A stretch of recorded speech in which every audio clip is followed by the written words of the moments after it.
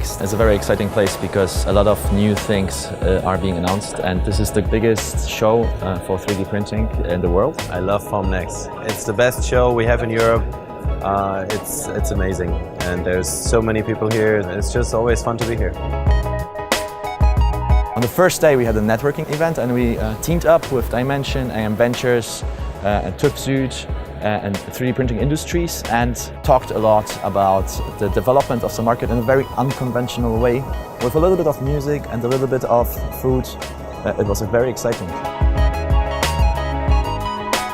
3D printing was always used for prototyping, but now it will be used in manufacturing. That means that the possibilities to produce parts will increase tremendously. The whole industry wants to get to serious production, and you see that everywhere. Every company here wants to move there, and we're now doing the first steps. So machine operators are opening up their machines, are making their APIs available. The industry is growing, people are getting, and companies are getting more professional, and they're handling more orders. 2019 will be a very challenging but a main year for additive manufacturing. We're seeing again and again that the industry is evolving more and more. It really is more important to focus on quality than on quantity. So the wipes in the meetings, of course, were how to move forward together, how to bring additive manufacturing together onto the next stage.